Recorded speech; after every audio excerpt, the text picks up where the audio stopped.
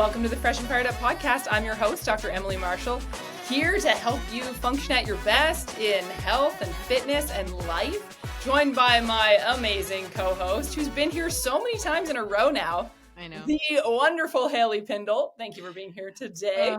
It's great to be here. It's an anomaly when I'm here consecutively. Yeah, right. In a row. So let's get fired up today. We're so glad you're here, and we have a very special guest on. It is the first time that we have had a Catholic priest on the show. Happens to be the one and only Father Nel, who is the priest at my parish here in Peace River, Alberta. So welcome, Father Nel. Hello. Thanks for having me. Yes, and he has a lot going on in his schedule. Like, it seems like all the time between the different parishes and the schools and your community involvement. So I would love for you to give us a little background on who you are, and some of the things even that you do in our community is pretty amazing. Okay. Well, so yeah, I'm Father Nel. So I'm originally from the Philippines, and I moved to Canada, say about 16 years ago. So I joined the Diocese of Archdiocese of Warren McLennan, so which is around this area. So you're looking at as far as like high level, John Doerr, Fort Vermilion, Assumption, and as far as on the other side, which is like Valley View, Slave Lake, so this area, this big area. So for all of our non-Albertan listeners, you better look some of those places up, because they are basically little tiny places on the map, but it's quite a large area. Right, yeah. I mean, the territory of this, we call it the Archdiocese, is really like big enough, to be a size of one of the states in America. So that's how big is the territory is. And so anyway, so I joined this diocese around 2009, and I'm still here. So I've been around the area. So I've been to Wabasca, I've been to Grand Prairie.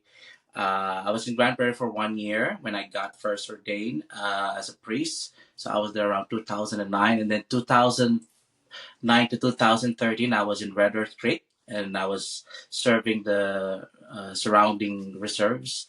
And then after Red Earth Creek, I was assigned in Fairview for 4 years, and I was also going to Hines Creek. And then after that, I was assigned in Peace River, which I also look after Nampa. So this is the longest parish that I've been to now. So I've been here now. This coming September, this will be my 8th year already. So this is the longest parish or station that I've been to now. So yeah. Is that pretty usual? Like, how often do priests normally move around? Our diocese is pretty unique in a sense that we don't really have like ours, I would say, local priests, that are here. So a lot of our that are serving these dioceses are from different countries. So you're looking at priests from Nigeria, India, and then Philippines. And so typically, if we have like our own, like locally, the recommendation is around 5 to 6 years, before they would rotate, priests, to send them somewhere else, right?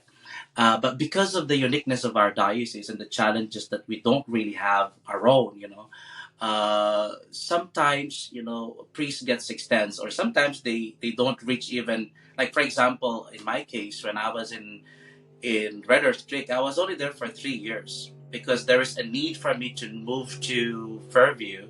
So after my 3rd year, I had to be assigned in Fairview already. And then Fairview, I didn't even reach 5 years. I was only there for 4 years because they said, "Oh, we need you in Peace River." So, and then in Peace River, I was supposed to be moved, last September, but then, there's a bit of a need too. So I got extended. So yeah, so this is my 8 years already. So typically, what is suggested is 5 to 6 years. You get to rotate, and be have a chance, to explore other places in the diocese. Yeah, so you have to be really adaptable with that, like each year.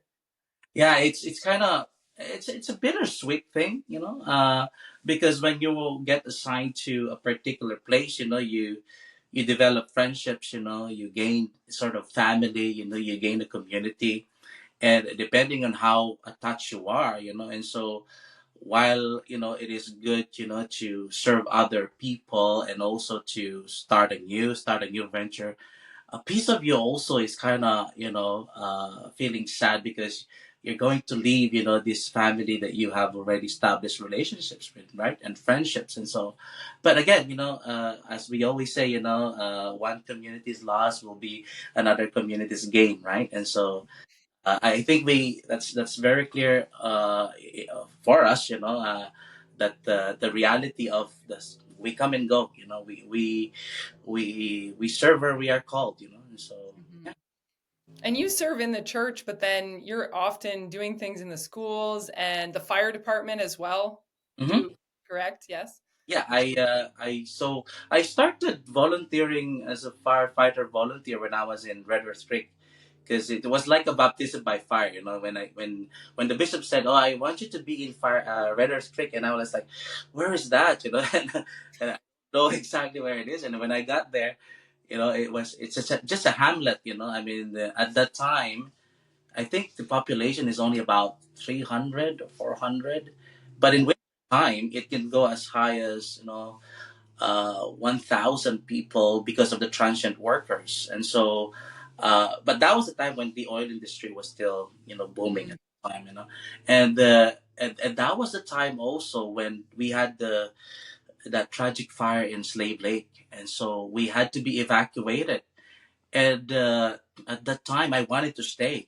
I wanted to stay, but they said, "Oh, you can't. You can only stay if you're a volunteer, a first responder, whatever." And so I made a commitment that so in order for me to stay, with the people, I said, I need to be, doing something like volunteering. And so I joined the fire department, and so if things happen, I could stay. I could be with the people. That gives me a reason to stay too. And allow me to stay as well. And then after that, when I moved to Fairview, I kind of like what I do. So I continued on to the Fairview Fire Department. And then when I transferred here, I continued again in Peace River. So it's been really good. It's a very good avenue to not only getting to know people, but also how you could spread, I always believe, that serving is not just confined, where you are, like the church. I think, you can still explore other opportunities out there, and also like being part of the community. I think that's the best way, to really make your presence feel, in the, that I'm part of this community and I'd like to help, in whatever ways that I could. So yeah, no, it's been really fun. Mm. Oh, that's so good. Well, we often talk a lot about like physical and mental health on this podcast, and mostly physical health, some emotional health, mindset stuff. We have had a few episodes where the spiritual side of our health comes up, but not as often. And I think that's partly because it can be misunderstood by a lot of people. And I also feel like our society in general Mhm. almost wants to ignore the transcendent nature of life, like it's part of our culture, to almost just be like, we don't understand this, so we're just going to ignore that it's there, which I really don't think is healthy when we're talking about the whole health of a person. And so, why is the spiritual side of our life so essential for human flourishing, Father? To me, I always believe in what they call the holistic formation of human being, right? And when you say holistic, you're not just talking about the physical, the emotional, and so part of the holistic thing is consider also the spiritual thing, the intangible things, that sometimes we think they don't matter, but they do, for example, I mean, just to an analogy, right? I mean, you don't see air, but it's very vital, you inhale, air, oxygen, and you don't see it, but it's very vital, for human beings to survive. And I think it's the same thing, if you wanted to have an holistic outview in life, and also like a healthy holistic living, you gotta be considered the things that what seems to be intangible, but they do matter. Say for example, like in the department, like for example, I one of the things that I really appreciate, being part of the fire department is that, the physical aspect, and the spiritual aspect, because they made me now the chaplain, although I'm not there, to convert people, to be religious, to be Catholic, but I'm just there, if should there be an opportunity, for people to be asking things, in the spiritual side, or even, for example, just, spiritual advice, of the things out there, that are not really being discussed, in a day-to-day life, so I made myself available for that. And it does makes a difference, because there are things in life, that sometimes you don't find them in the daily conversations, uh, especially like for example when you go through tough times, we have different kinds of coping mechanism. Some people would turn to probably vices, some people would probably turn to probably physical activities, some people will probably turn into, developing a hobby, or exploring other stuff. But there are other people that would like to explore something else, something, that is probably more internal, and a lot of the times the internal, talks about, what's out there, what other, for us, who have, like certain thing that we believe in, like if we believe in a higher power, we believe in God, uh, that's one of the options that we go to, right? We turn to prayer. We turn to spiritual counseling. We turn to, for example, in the Catholic Church, we turn to the sacraments. And these are things that you don't really see, in a whatever we call normal way of living nowadays. uh, but they do help and they do matter, in our life. And so I think, I would take it from the aspect of holistic, like if you want to have a car, really running well and smoothly, all the four tires should have same equal amount of air pressure, right? You can't just have three, you know wheels to have the same amount of car, and then the other one is flat tire. I mean, it could run, but you'll see the difference when all the four wheels, have equal amount of air. And I think that's pretty, that's how I would put it, the spiritual aspect of it, that there is a component in our life, that sometimes we kind of neglect, or sometimes you don't notice, or sometimes you don't, we don't really put it more attention with, such as a spiritual life. So whatever faith or background you have, or I think there is something out there, that needs to be explored more. So Mhm. Yeah, I think it's too like the fear of the unknown. You know mhm. what I mean? Yeah. Where it's like what you were saying about the flat tire, there's Mm, definitely been points of my life where it's like I have no idea what the answer is, and in that point, like, where do you turn to? Do you turn to your mhm. spirituality, or do you turn to your vices, and you do turn to kind of maybe not so helpful stuff, right? Right. Yeah. That's true. Yeah. Hmm. And it's sometimes the fear of the unknown also, it's, I guess one of the things of the fear of the unknown is that once you start exploring it, all these questions, comes in, right? It's like one after the other, okay, I'm unlocked this thing, but here comes another question, here comes another mystery. So it's like an endless, it's like it's one after the other as soon as you started opening those doors, and sometimes, that could intimidate us, that could scare us, probably sometimes, but I think it's an adventure, to be able to open one door after another, because it's like an additional realization, an additional knowledge, and an additional, breakthroughs, that we go through in life. So yeah. Yeah. Ah, I love that, the adventure component. It's so true. So I was thinking, because you did mention the sacraments, Hmm. Father, not that you need to go into detail on all of them, but I know that there can be misconceptions outside the church that it's like, well, what is this? What am I signing up for? Like a bunch of rules that now I just have to follow? Right. Can you just give us like an overview of like what is the purpose of having the sacraments? Because I feel like knowing the understanding of them as such a gift is Mhm. a very different perspective than, a jail cell sort of thing. Mm. Well, the sacraments, they are we call them the tangible sign of God's presence in our lives. We call them tangible because contrary to what other people think about it, these are just symbols. These are just rituals. No, actually, they are tangible sign with practical effects. For example, for example, in the sacrament of the Holy Eucharist or the Mass, it's a very tangible experience of God, that when we break the bread and share it, there is the God that we believe in, that we could touch and we could also consume. It's and for us, it's not just symbol, it's not just ceremony, but it's we believe, in the real presence, that when we partake of the bread, that is God in being invited to be with me, to be present with me. And for example, the sacrament of, for example, the anointing, when someone gets sick, they call for a priest, to pray for them. So again, it's a tangible experience of someone going through difficulties in life, such as health challenges. But you have someone there representing God that can give you comfort, or that could prepare you if you need to, if that is already the last days, the last hours, or weeks or months of your life.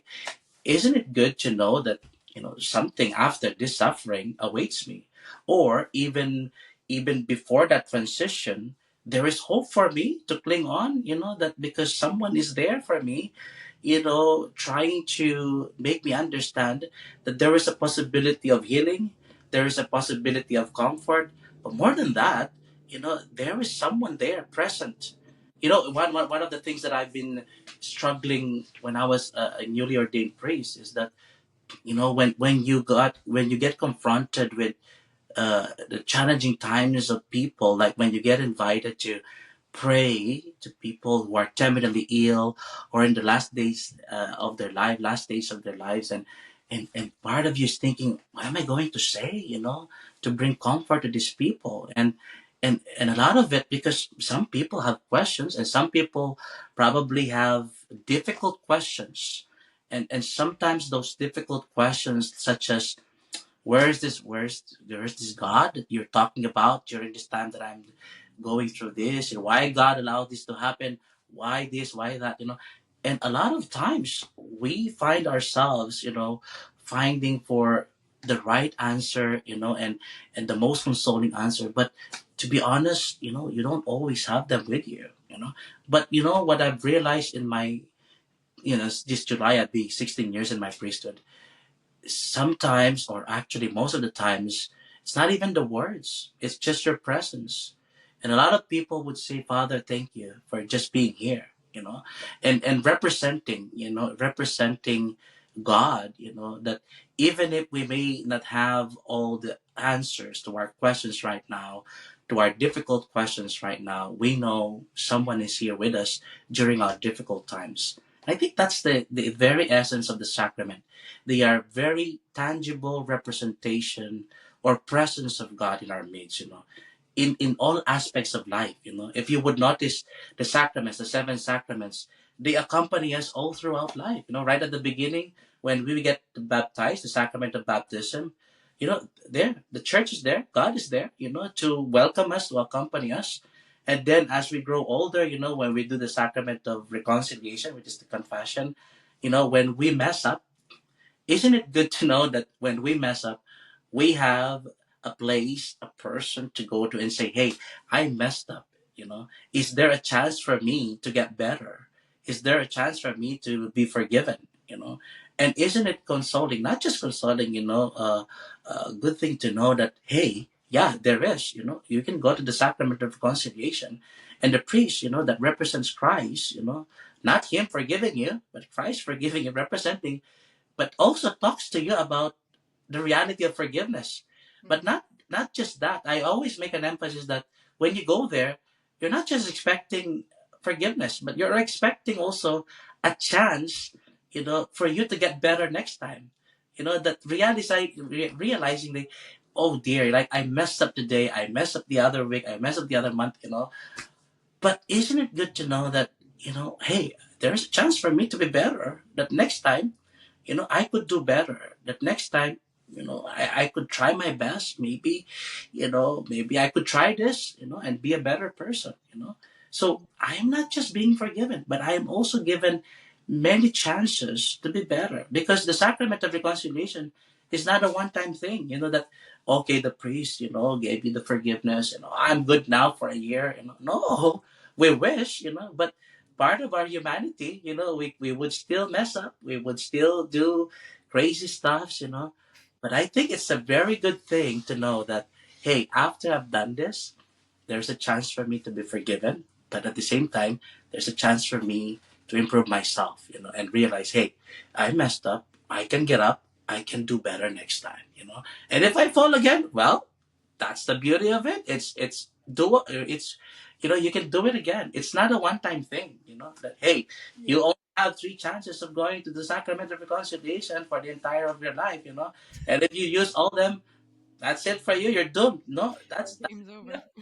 Game over. yeah, give it for you. But that's not the sacrament. The beauty of the sacraments is that you can do them, again and again. But except for the sacrament of marriage, of course, you're just expecting to be married once, for us to be ordained once. I mean, twice, if you get ordained as a priest and then as a bishop, But other than that, all these sacraments, they can be repeated to accompany us in our day-to-day life. And so I call these sacraments as our not only our guiding principles, but also they are also our tools, our nourishments, our charging stations, every day in our day-to-day life. And so yeah, we call them the tangible sign, because we could touch them, we could feel them, we can experience them, in a very personal way. And so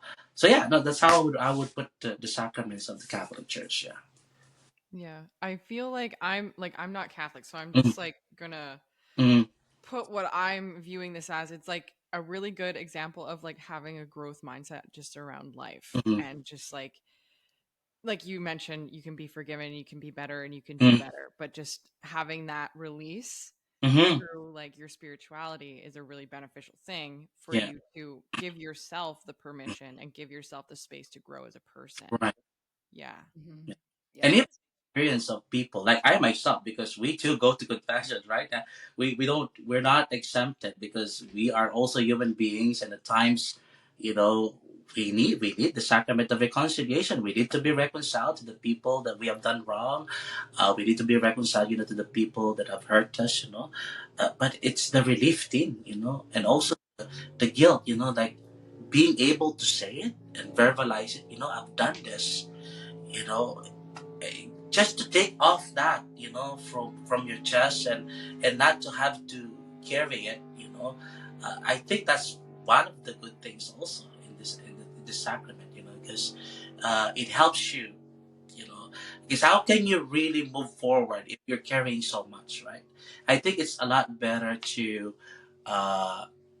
a lot better to move freely if you don't carry so much stuff in you. Hmm.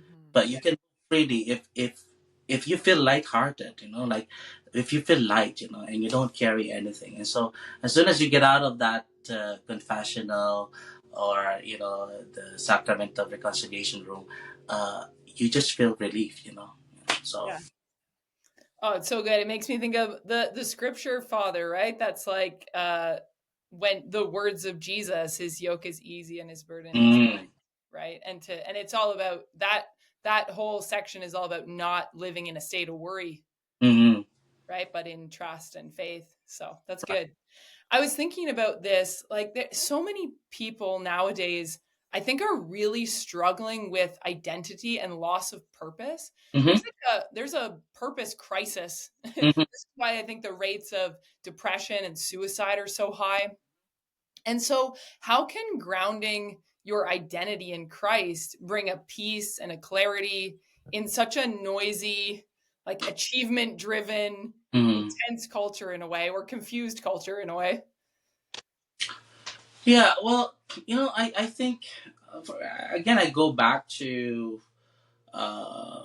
joining the fire department, well, while it started at the beginning of, just, how can I stay, when there's a crisis, uh, but also when you are in a community that faces challenges and you wanted to help, but you don't know how, but you find ways on where where could I see myself helping, right? And then at that time, Frederick, I mean, we didn't even have a church at the time. I mean, even up to now, I had to say mass in my trailer, and but part of me, like, crisis like this, where do I put myself? Because not all people have faith, or not people have, certain things that they believe into, or not people are Catholics, not people are Christians, but I still want to be part of this community and serve regardless if we share the same faith or not, because at the end of the day we all live in the same community. And so where I could best, find my purpose, in this situation. And so one of the avenues that I found is to be, because it's a fire thing, I need to be part of the uh, fire department, and I see myself, I think I'm capable enough, to do it, So I did that. So I think finding the purpose is first identifying first what's needed in a situation. And in that situation, where can you bring yourself in, and at the same time, if possible, if all possible, your faith background, how does your faith background allows you also, and also could help your faith background to be of help, to be of purpose in the situation, and so, which doesn't mean to be imposing what you're believing, because we can all serve together without having to debate, who has the right belief and who has the wrong belief, or who is a better person, and who is a lesser person just because of the faith, right? But I myself personally, I firmly believe in the importance of faith, but I cannot right away push that to people's throats, But I could start, you know, uh, being involved in someone's life through service. But I can only serve people if I know where and how I could serve people. So I think first is identifying first what is the need, and where I'm needed, and how I could be a best instrument of, doing helping out in this need in this community. So I think, and again, your, could be your compass also on how you could serve, and what parameters, does your faith can allow you, to serve, Yeah, that's good. So what I'm hearing in that, and then Haley, you can jump yeah. in if you have something, but something that I'm hearing is some of the loss of purpose and identity is a loss of community. Like there's so much individualism, or people are so isolated from each other nowadays. So I think you hit on a good point there, Father, where is when you can be there, and you touched on it earlier when you were talking too, your presence being with someone who's going through struggle, challenge, loss, sometimes not even saying anything, but just being there for people, Mm-hmm. operating in community and being willing to serve is the first step in helping people Mm-hmm. with their loss of purpose or when they're going through hard times. Wow, yeah, it's so true. Yeah. Yeah, I was gonna say honestly, that's the exact same where I feel like you lose your purpose and you maybe become a little bit more selfish. So in order to get out of that and get out of your own mind, get out of your own kind of headspace, is to serve and to help. And honestly, like I Hmm. serve a lot of women, and literally there is nothing better or more aligned with like my human nature than to like be of service to people who are like struggling or something I'm super passionate about. Like I absolutely love it and I have no idea why. You know what I mean? It's just amazing to help people who are in need, and I think that is a huge misconception, and people kind of get selfish in a way where like they're very focused on money or status or all of these other things, and they kind of forget the real reason, like why what this is all about, you know what I mean, which is community and helping people. And I think you hit it right there. Like you talk about the sense of community, but in order for us to have that sense of communities, when you said the word connectivity, right? I mean, we have to be connected to one another in order to form a community. And the biggest irony nowadays is that just when we thought of with the avenue of social media now, we've always said, oh, this will make the world smaller because of we could connect now, with social media, whatever. But the irony of it is that.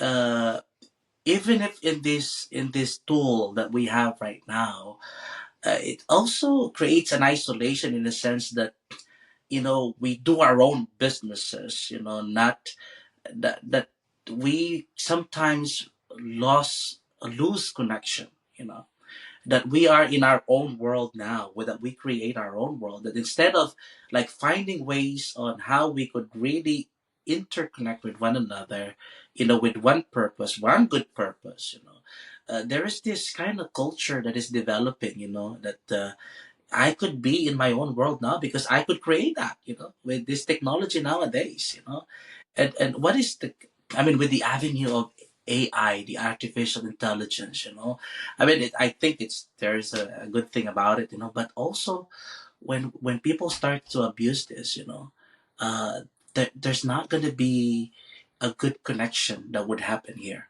but there is actually going to be, you know uh not genuine, you know connection, if you're getting what I'm saying. Yeah. Uh and I think that's one of the things, but one of the challenges that we have to face nowadays, that genuine connectedness, that isn't it nice, or isn't it good if people would start to crave and desire to connect with a good purpose, to connect human race, that we can all agree that we all wanted peace, that we can all agree that we all wanted love, that we can all agree that we all want to, get rid of hatred, and so I think, the when you said those two words, community and connectivity, I think we need to figure out, that how we could build community is to find ways on how we could genuinely, with a good purpose and good motivation, to be connected, you know. Hmm. Yeah, it's funny too because like Emily and I met on social media. We've Yeah. also met in real person, but it's funny. Like I think using social media to eventually like meet people in person and have a connection is a really cool thing. But Mm, I definitely agree with you that some people, or it can be used in a different way to maybe like be antisocial and like kind yeah. of exclude yourself from a community, which is inevitably not great for our Mm, health as well, right? Yeah. Yeah, it's like what's your intent behind the usage, and then ways to monitor yourself, because also these platforms can be addicting. Like I have Mhm. found myself there where I'm like, oh wow, I feel like I mm, spent way too many hours on screens today, and then you're telling your kids like enough screens, right? It's like, well, adults need those. When we were at the Glen Mary orientation night, it's like they have these restricted times for teenagers, right, to not have their phones in the classroom and etc. Meanwhile, we're in the orientation and their parents' phones are going off, like, and you're kind of like, oh, how about we, practice that a bit collectively? I think that would be a good right. thing too. But it's a hard thing, but I think Yes. it's good. Yes. Yeah. Uh, And if I may add again, like, and how are we connecting? Are we connecting our true self, to one another, or are we, putting a mask? Yesterday in my homily, because the gospel talks about this hypocrisy. Like when someone fasts, you put a dismal, like a dismal face, and you don't wash your face to make it obvious, that you are fasting, that you look so pitiful, or when you do something, you have to blow a trumpet so that everybody, and I made a connection there that nowadays it's just so easy to put a front, with the application. You can do filter, if you don't want to represent your true self, I can make a filter. I could make myself look good and connect to people, but who are they connecting with? Is it your true self, or the filter that you are projecting online, Hmm. or when you are truly connecting to people, are you really connecting with a genuine intention, or are you connecting because you wanted to take advantage of people that you may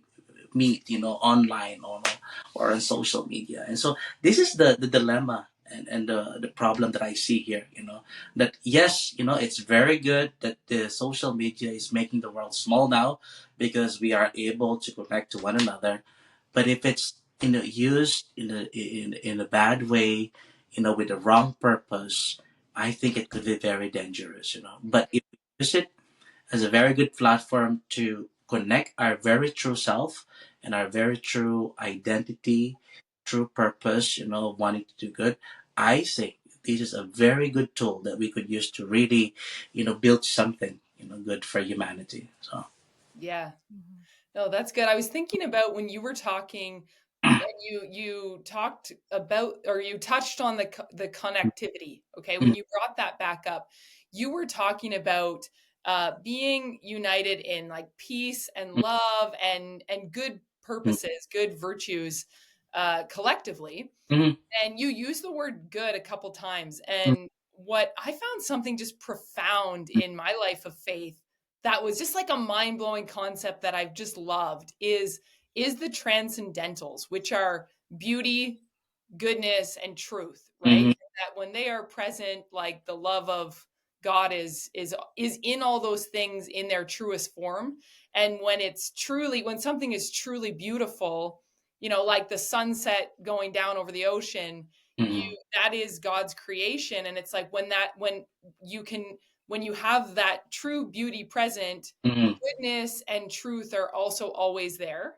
mhm, um, and there can be distorted versions of those, right, in the way people use terminology or the way they're expressed, but when they're in their truest form, they're usually all present. And mhm, so I just love that, because the word good, you said the word good a couple times, and I know good is in there. mhm, And you also talked about not kind of like shoving your own beliefs in mhm, someone's face when you first meet them. mhm, And so I've heard it said, it was actually Bishop Barron that I first heard this from, was usually when we lead with beauty, like when people see the beauty of God, the beauty of his creation, it automatically draws us in. And mhm. then we start to experience the goodness and the truth of who God is. And I feel like when you flip those around, if you try to just like pound truth down someone's throat Mhm. right away, they're going to be a lot more resistant. I don't know. That's something that resonated with me. Do you have anything to say on that, Father? Yeah, no, it's based on my experience, that, showing people your beliefs and your, that's not the way to go. I always go back to what Saint Francis said, with his brothers. He said, preach the gospel if necessary, use words, you know preach the gospel if necessary, use words. And so what he's trying to say is that you don't have to be talking all the time about your faith, about the gospel, but let it show, in your actions. And if you're trying to preach on a God who is love and true and good and beautiful, that has to be seen in your actions, not just in your words. And so if people see that, you don't have to say, but people would start, asking, hey, why are you such like that? Why are you this, why are you that? And that's the only time that you could probably use words. But most of the times, people just have to experience it and see it in your actions, that you are trying to preach, this one true, good, and beautiful God. And as I've said, our appreciation of the beauty of the nature should not just be, oh yeah, that's beautiful, but that should also reflect in our life. So if I'm appreciating the beauty of nature, that should be seen also in my personality, in my attitude. If I see the goodness of nature, that should be seen also, in my heart, in my actions, in how I relate to people. you know. So that is the best way to, I think, to appreciate the one true, again, goodness of God in all that we see and experience in the world, by having it reflected in our lives.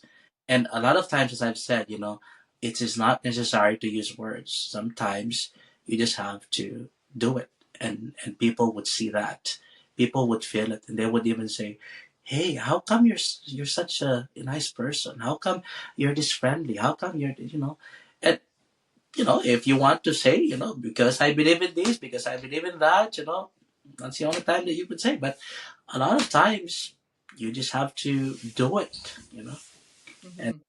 and allow people not just see it, but experience it, when they relate with you, So, Well, we got a comment on our YouTube channel for this podcast that we talk too much. mm. And I was like, We oh, did. yeah, I was laughing because I was like, you know what? Maybe we should just do a silent episode. What do you think, Father? We just turn on and then we just That's so funny. let it be totally silent for 45 minutes. I looked at that. I looked at it. I was like, oh my gosh. There, there I am. I was just talking about It's using a podcast. as No, no, I'm just kidding. I know exactly what you meant, but it is kind of funny, right? Oh dear. Oh. Well, did you have anything else that you wanted to ask Haley or mention before we're running short on time here? No, I really like this. This is very like again, like since I'm kind of on the outskirts of like what you guys experience in terms of like the church and things like that, it's really cool to just be in like an ecosystem with all of it and just kind of learn and grow as a person, however that may, present itself. But yeah, I'm very grateful. Yeah, that's cool. yeah, Well, it's interesting. I think the last thing that I thought of before we say goodbye, but I don't want to open too big a can of worms here, is when you talked about representing, like, even when you're allowing that beauty of nature and beauty of God's creation to kind of reflect in your actions and your attitude, right? It's so interesting to me that yeah that's something that can be really challenging, right? Like just perpetually challenging in our human Mhm. nature. And Haley, you brought it up earlier with kind of like that inherent selfishness, right, that can Hmm. be really detrimental to relationships and then even our own health and the health of the people around us. So do you kind of have one maybe take it home tidbit of advice to help us with our attitudes, Father Nell? I don't know, to me, and I do get that too. There are days that you wake up in the other side of the bed, and it's challenging. That I've seen a clip of a professor. He looks so exhausted and tired from one class. But then when he's about to enter a new another classroom, he made this composure, and kind of practice his smile and whatever. And I get it. Sometimes we have those moments. That sometimes we are already tired and exhausted, and we too are going through difficulties. But when we think about, but there are other people that I need to serve. It's not. I don't think it's just being forceful of yourself. To push it, but also it gives you that motivation to know that, hey, I could change someone's people life today. And if I'm going to be grumpy, entering that room, I'm going to be transferring that to this bunch of students that are also going through things in their homes, in their families, in their relationships, in their personal lives. And if I'm going to be an addition to that, how does that make me, how would I make a difference? And so I think at times we could be selfless and do those sacrifices, that even if sometimes it hurts, even if sometimes we find ourselves already exhausted and tired, but because we have a good intention to make a difference and do good to other people, sometimes we may have to say, not just putting a fake face, but also make that extra gesture, an extra sacrifice to say, hey, I think I could find ways to find happiness, to project goodness to these people who are in need. And so I think every day is just a matter of finding ways and finding the reason on how you could be the best version of yourself, or how you could be uh, how you could mirror the one true good and beauty of God. And so It's a challenging thing to do, but I think it gives us purpose every day. You know that every day I could represent goodness, I could represent kindness, I could represent beauty, and I could represent truth. You know, but a lot of times we may have to do selfless acts of gestures to do that. You know, even if even in our most tiring days, you know, I think we can still find ways to say and to put a smile to other people's faces. So, Beautiful. uh, Thank you so much, Father, for being on today. We well, hope you enjoyed. just the Sorry, say again. It just cut out. first time, you know, and I think I talked too much. Oh, don't worry. They'll let us know in the comments. I'm sure it'll be great. we Be hope nice. you Yes, we hope you loved this episode. Share it with a friend and make sure you leave us a rating or review. Click that subscribe button. And in the meantime, be free, feel fresh, and live on fire. Right on. Fabulous. Thank you Awesome. so much for hopping on. I have to go now, but it was a Yeah. pleasure meeting you. Have the Yeah. best day of your entire life and Yeah. present. See you, Haley. Thanks again, Father. We'll see you. Okay.